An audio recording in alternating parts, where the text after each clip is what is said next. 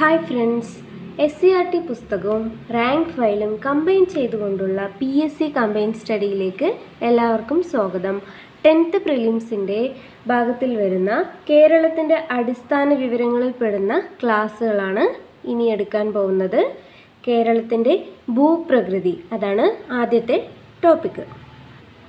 ഇതിൽ 5ാം ക്ലാസ്സിലെ 10th ചാപ്റ്ററായ കേരളക്കരയിൽ എന്ന ചാപ്റ്ററും കൂടെ ഉൾപ്പെടുത്തിക്കൊണ്ടാണ് ഞാൻ ക്ലാസ് എടുത്തിരിക്കുന്നത്. ഓക്കെ, പിക്ചറിൽ നിന്ന് തന്നെ വ്യക്തമാകുന്നുണ്ടല്ലോ. കേരളത്തിൻ്റെ ഭൂപ്രകൃതിയെ നമ്മൾ 3ആയാണ് തരംതിരിച്ചിരിക്കുന്നത്: മലനാട്, ഇടനാട്, തീരപ്രദേശം. പഠിക്കാൻ പ്രത്യേകിച്ച് ബുദ്ധിമുട്ടൊന്നുമില്ല. മലനാട് മലകളുള്ള നാടാണ്. ഇടനാട് മലനാടിനും തീരപ്രദേശത്തിനും ഇടയിലുള്ള നാട് ഇടനാട് എന്നറിയപ്പെടുന്നു. തീരപ്രദേശം കടലുള്ള ഭാഗത്തെ തീരപ്രദേശം. ഇങ്ങനെ 3 രീതിയിലായിട്ടാണ് നമ്മുടെ കേരളത്തിൻ്റെ ഭൂപ്രകൃതി കാണപ്പെടുന്നത്. ഓക്കെ, മലനാട് 75 മീറ്ററാണ് മലനാടിൻ്റെ ഉയരം. ഇടനാട് 7.5 to 75 മീറ്റർ വരെ. അതായത് ഇവിടം ഏറ്റവും താഴ്ഭാഗം, ഇടനാടിൻ്റെ ഏറ്റവും താഴ്ഭാഗം 7.5 to ഇവിടെ എത്തുമ്പോൾ 75 മീറ്റർ ആയിരിക്കും. ഇവിടെ നിന്ന് അങ്ങോട്ട് 75 മീറ്റർ മുഴുവൻ മലനാട്. ഓക്കെ, അപ്പോൾ ഇത് തീരപ്രദേശം 7.5 മീറ്റർ. ഓക്കെ, മലനാട് 75 മീറ്ററാണ് ഉയരം. ഇടനാട് 7.5 to 75 മീറ്റർ. തീരപ്രദേശം 7.5 മീറ്റർ. ഓക്കെ, മനസ്സിലായല്ലോ. അടുത്തത് മലനാടിനെ കുറിച്ച് കംപ്ലീറ്റ് ആയിട്ട് നമുക്ക് നോക്കാം. മലനാട് പർവ്വതങ്ങൾ ഉൾപ്പെടുന്ന ഭൂപ്രദേശങ്ങൾ. അതായത് പർവ്വതങ്ങൾ, നമ്മൾ മലകൾ കാണുന്നുണ്ടല്ലോ എന്ന്. അതായത് പശ്ചിമഘട്ടത്തിൻ്റെ ഭാഗമാണ് നമ്മുടെ കേരളത്തിൻ്റെ മലനാടിൽ ഉൾപ്പെടുന്നത്. കേരളത്തിൻ്റെ ആകെ വിസ്തൃതിയുടെ 48% മലനാടാണ്. അതായത് കേരളത്തിൻ്റെ ടോട്ടൽ വിസ്തീർണം എടുക്കുകയാണെങ്കിൽ അതിൻ്റെ 48% മലനാടിൻ്റെ ഭാഗത്തായിട്ടാണ് പെടുന്നത്. സമുദ്രനിരപ്പിൽ നിന്ന് 900 മീറ്റർ ഉയരത്തിലാണ് മലനാട് സ്ഥിതി ചെയ്യുന്നത്. അതായത് ഇവിടം വരെയുള്ള ഉയരമാണ് 900 മീറ്റർ. നമ്മൾ 75 മീറ്റർ എന്ന് പറഞ്ഞത് ഈ പോർഷൻ്റെ മാത്രം, ഈ ഒരു മലനാടിൻ്റെ മാത്രമാണ് 75 മീറ്റർ എന്ന് പറയുന്നത്. സമുദ്രനിരപ്പിൽ നിന്ന് എത്രയാണ്? 900 മീറ്റർ ഉയരത്തിലാണ് നമ്മുടെ മലനാട് സ്ഥിതി ചെയ്യുന്നത്.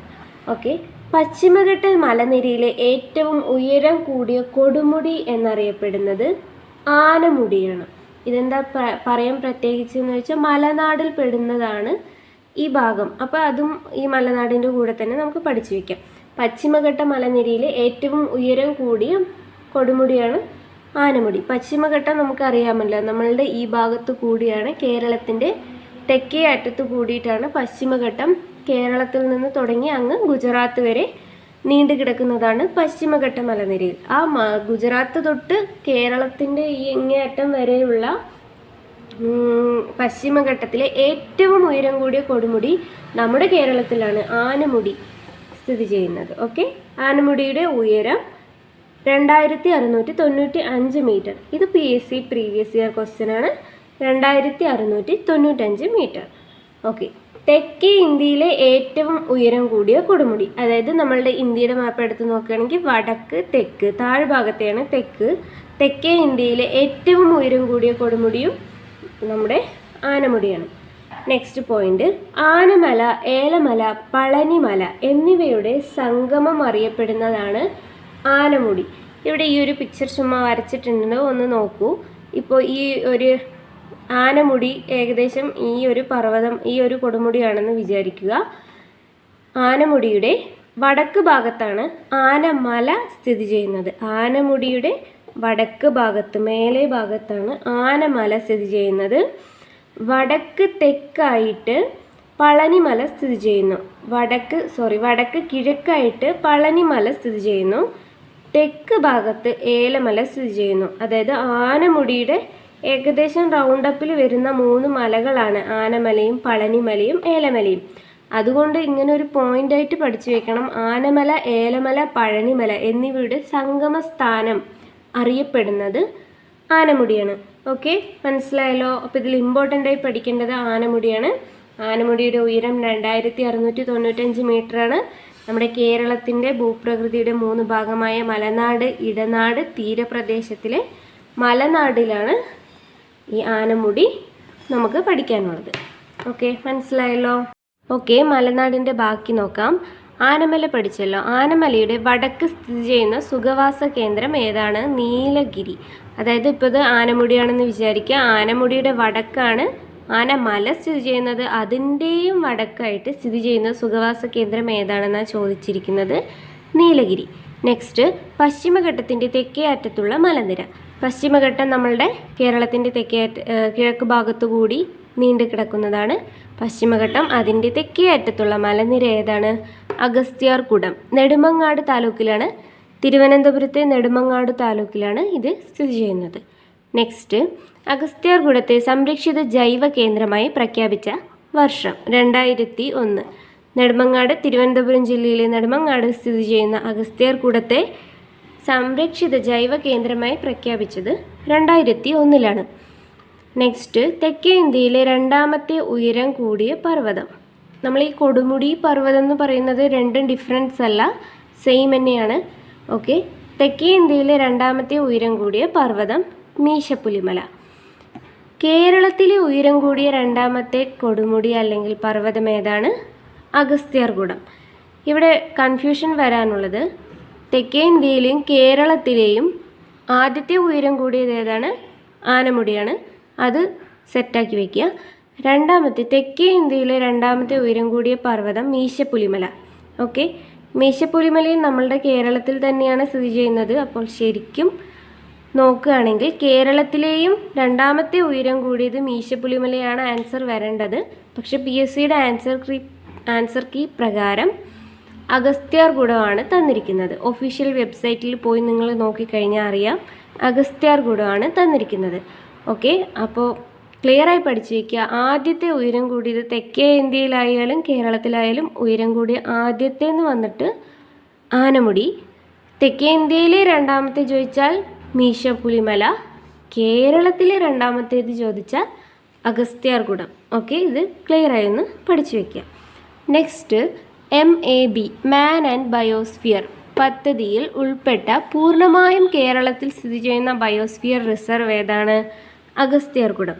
അതായത് നമ്മളുടെ ഈ കേരളത്തിൻ്റെ ഈ ഭാഗത്തു കൂടിയാണല്ലോ പശ്ചിമഘട്ടം പോകുന്നത്. അപ്പോൾ പശ്ചിമഘട്ടത്തിൻ്റെ ഭാഗങ്ങൾ നമ്മുടെ അയൽ സംസ്ഥാനങ്ങളായ കർണാടക, തമിഴ്നാട് എന്നിവിടങ്ങളിലേക്കും കൂടെ വ്യാപിച്ചു കിടക്കും. അപ്പോൾ പൂർണ്ണമായും കേരളത്തിൽ മാത്രം സ്ഥിതി ചെയ്യുന്ന ബയോസ്ഫിയർ ഏതാണ്? അഗസ്ത്യാർകൂടമാണ്. അത് കർണാടകയിലോ തമിഴ്നാട്ടിലോ ഒന്നും അല്ല, തമിഴ്നാട്ടിലേക്കൊന്നും വ്യാപിച്ചിട്ടില്ല. പൂർണ്ണമായും കേരളത്തിലാണ് സ്ഥിതി ചെയ്യുന്നത്.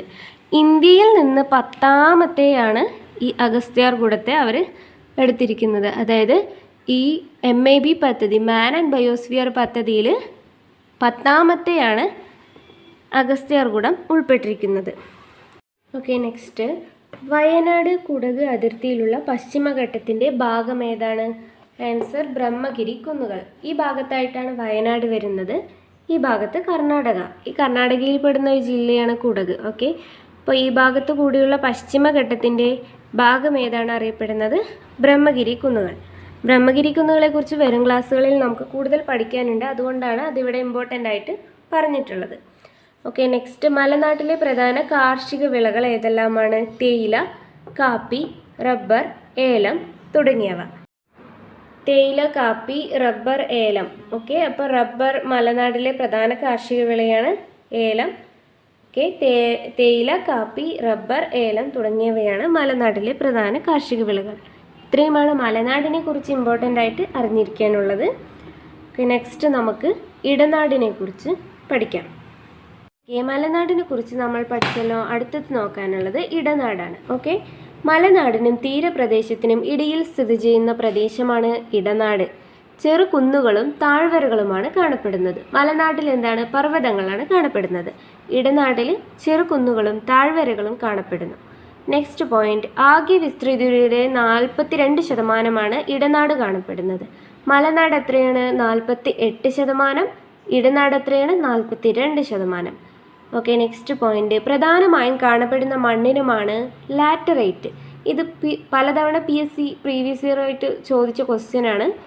പ്രധാനമായും കാണപ്പെടുന്ന മണ്ണിനം ലാറ്ററൈറ്റ്. നമ്മുടെ കേരളത്തിൽ ഏറ്റവും കൂടുതൽ കാണപ്പെടുന്നത് ലാറ്ററൈറ്റ് ആണ്. ലാറ്ററൈറ്റ് മണ്ണിനുമാണ്. Okay, next point. വടക്കൻ കേരളത്തിലെ ഇടനാട്ടിൽ പ്രധാനമായും കാണപ്പെടുന്നതാണ് എന്ത്? ലാറ്ററൈറ്റ് കുന്നുകൾ. അതായത് ലാറ്ററൈറ്റ് കുന്നുകൾ കാണപ്പെടുന്നത് ഇടനാട്ടിലാണ്. ആ ഇടനാട്ടിൽ ഈ വടക്കൻ കേരളം എന്ന് പറയുമ്പോൾ ഈ മേൽഭാഗത്തായി കാണപ്പെടുന്നത് ഇതാണ് വടക്ക്. ഓക്കെ, വടക്കൻ കേരളത്തിലാണ് കൂടുതലായിട്ടും എന്ത് കാണപ്പെടുന്നത്? ലാറ്ററൈറ്റ് കുന്നുകൾ കാണപ്പെടുന്നത്. Next point. Geological survey of ഇന്ത്യയുടെ ജിയോളജിക്കൽ സ്മാരകമായി പ്രഖ്യാപിച്ച ലാറ്ററൈറ്റ് കുന്ന് ഏതാണ്? അങ്ങാടിപ്പുറം ലാറ്ററൈറ്റ് കുന്ന്. അതായത് ഇടനാട്ടിലാണ് കൂടുതലായും ലാറ്ററൈറ്റ് കുന്നുകൾ കാണപ്പെടുന്നത്. അതായത് നമുക്ക് ഏകദേശം ഊഹിക്കാം, മലനാട് എന്ന് പറയുമ്പോൾ വലിയ പർവ്വതങ്ങളായിരിക്കും, തീരപ്രദേശങ്ങൾ എന്ന് പറയുമ്പോൾ തീരമായിരിക്കും. അപ്പോൾ ഈ ഇടയിലൊക്കെ ആയിരിക്കും കുന്നുകൾ. അപ്പോൾ ഇടനാട്ടിലാണ് കുന്നുകൾ കാണപ്പെടുന്നത്. ഓക്കെ, അപ്പോൾ ഈ ലാറ്ററൈറ്റ് കുന്നിലെ പ്രധാനപ്പെട്ട ഒരു കുന്നാണ് അങ്ങാടിപ്പുറം ലാറ്ററൈറ്റ് കുന്ന്. അതാണ് നമ്മുടെ ജിയോളജിക്കൽ സർവേ ഓഫ് ഇന്ത്യയുടെ ജിയോളജിക്കൽ സ്മാരകമായിട്ട് പ്രഖ്യാപിച്ചിരിക്കുന്നത്. Okay, next point. പ്രധാനപ്പെട്ട കാർഷിക വിളകൾ ഏതെല്ലാം? റബ്ബർ, തെങ്ങ്, വാഴ, കുരുമുളക്, കശുവണ്ടി, അടയ്ക്ക, ഗ്രാമ്പു, മരച്ചീനി, നെല്ല്. ഓക്കെ, അതായത് റബ്ബർ മലനാട്ടിലുമുണ്ട് ഇടനാട്ടിലും കൃഷി ചെയ്യുന്ന വിളയാണ് റബ്ബർ.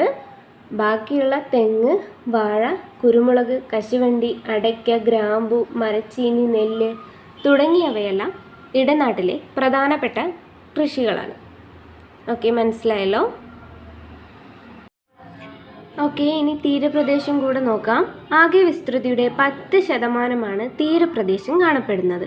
മലനാട് എത്രയാണ്? 48, ഇടനാട് 42, തീരപ്രദേശം 10 കിലോമീറ്റർ, അങ്ങനെ 10%. അങ്ങനെ ടോട്ടൽ 100% ആണ് കേരളത്തിൻ്റെ വിസ്തൃതി. Okay, next point. കേരളത്തിൻ്റെ തീരപ്രദേശ ദൈർഘ്യം 580 കിലോമീറ്റർ. ഇത് പ്രീവിയസ് ഇയർ ക്വസ്റ്റ്യൻ ആണ്. കേരളത്തിൻ്റെ തെക്ക് വടക്ക് ദൂരം വെച്ച് കൺഫ്യൂഷൻ വരാറുണ്ട്, അത് നമുക്ക് പിന്നീട് പഠിക്കാം. ഇപ്പോൾ ഇത് ക്ലിയറായി പഠിച്ചു വയ്ക്കുക. കേരളത്തിൻ്റെ തീരപ്രദേശ ദൈർഘ്യം 580 കിലോമീറ്റർ.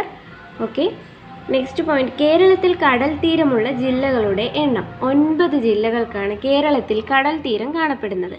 ബാക്കി 5 ജില്ലകൾക്ക് കടൽ തീരമില്ല. Next point. ഏറ്റവും കൂടുതൽ കടൽ തീരമുള്ള ജില്ലയാണ് കണ്ണൂർ. ഓക്കെ, ഏറ്റവും കടൽ തീരമുള്ള ജില്ലയാണ് കണ്ണൂർ. ഏറ്റവും കുറവ് കടൽ തീരമുള്ള ജില്ലയോ? കൊല്ലം. ഏറ്റവും കുറവ് കടൽ തീരമുള്ള ജില്ല കൊല്ലം. Next point. ഏറ്റവും കൂടുതൽ കടൽ തീരമുള്ള താലൂക്ക്. നമ്മൾ മുൻപ് പഠിച്ചത് ഏറ്റവും കൂടുതൽ കടൽ തീരമുള്ള ജില്ലയാണ് കണ്ണൂർ പഠിച്ചത്. ഏറ്റവും കൂടുതൽ കടൽ തീരമുള്ള താലൂക്ക് ഏതാണെന്ന് ചോദിച്ചാൽ ചേർത്തല താലൂക്കാണ്. നെക്സ്റ്റ്. ഏറ്റവും നീളം കൂടിയ ബീച്ച് മുഴുപ്പിലങ്ങാടാണ്. അത് കണ്ണൂർ തന്നെയാണ്. ഓക്കെ, ഏറ്റവും കൂടുതൽ കടൽ തീരമുള്ള ജില്ലയിൽ തന്നെയാണ് ഏറ്റവും നീളം കൂടിയ ബീച്ച് കാണപ്പെടുന്നത്, മുഴുപ്പിലങ്ങാട്. നെക്സ്റ്റ്. കടൽ തീരമില്ലാത്ത ജില്ലകൾ ഏതൊക്കെയാണ്? 5 എണ്ണമാണെന്ന് നമ്മൾ പറഞ്ഞല്ലോ. പത്തനംതിട്ട, കോട്ടയം, ഇടുക്കി, പാലക്കാട്, വയനാട്. ഇതിങ്ങനെ തന്നെ പഠിച്ചു വയ്ക്കുക, കാരണം ഓപ്ഷനിൽ അങ്ങോട്ടും ഇങ്ങോട്ടും മാറ്റി ചോദിക്കാനുണ്ട്. Okay, next. കടൽ തീരമില്ലാത്ത ഏക കോർപ്പറേഷൻ ഏതാണ്? തൃശ്ശൂർ. കടൽ തീരമില്ലാത്ത ഏക കോർപ്പറേഷനാണ് തൃശ്ശൂർ. അതായത് തൃശ്ശൂർ ജില്ലയിൽ കടൽ തീരമില്ല എന്നല്ല, തൃശ്ശൂർ കോർപ്പറേഷൻ ഉണ്ട്. അതാണ് കടൽ തീരമില്ലാത്ത ഏക കോർപ്പറേഷൻ ഏതാണെന്ന് ചോദിച്ചാൽ തൃശ്ശൂർ. Okay, next. പ്രധാന കാർഷിക വിളകൾ. തീരപ്രദേശത്ത് കാണപ്പെടുന്ന പ്രധാന കാർഷിക വിളകളാണ് നെല്ല്, തെങ്ങ്. ഇത് ഇടനാടിലും കൃഷി ചെയ്യുന്നത് തന്നെയാണ് നെല്ലും തെങ്ങും. തീരപ്രദേശങ്ങളിൽ എന്താണ് നമുക്ക് ഊഹിക്കാമല്ലോ, ഏറ്റവും കൂടുതൽ വെള്ളം ആവശ്യമുള്ളത് തെങ്ങിന്, നെല്ലിന് ഒക്കെ ഏറ്റവും കൂടുതൽ വെള്ളം ആവശ്യമുള്ളതല്ലേ. അപ്പോൾ തീരപ്രദേശത്ത് കൃഷി ചെയ്യുന്ന പ്രധാന കാർഷിക വിളകളാണ് നെല്ലും തെങ്ങും. നെക്സ്റ്റ്. തീരപ്രദേശത്ത് കാണപ്പെടുന്ന റേഡിയോ ആക്റ്റീവ് പദാർത്ഥങ്ങൾ. പ്രധാനമായും കാണപ്പെടുന്ന റേഡിയോ ആക്റ്റീവ് പദാർത്ഥങ്ങൾ ഏതെല്ലാം? ഇൽമനേറ്റും മോണോസൈറ്റും. ഇവ രണ്ടുമാണ് തീരപ്രദേശങ്ങളിൽ കൂടുതലായി കാണപ്പെടുന്ന റേഡിയോ ആക്റ്റീവ് പദാർത്ഥങ്ങൾ. ഓക്കെ, നമ്മൾ മലനാട്, ഇടനാട്, തീരപ്രദേശം എന്നിങ്ങനെ കേരളത്തിൻ്റെ ഭൂപ്രകൃതി ആണ് പഠിച്ചത്.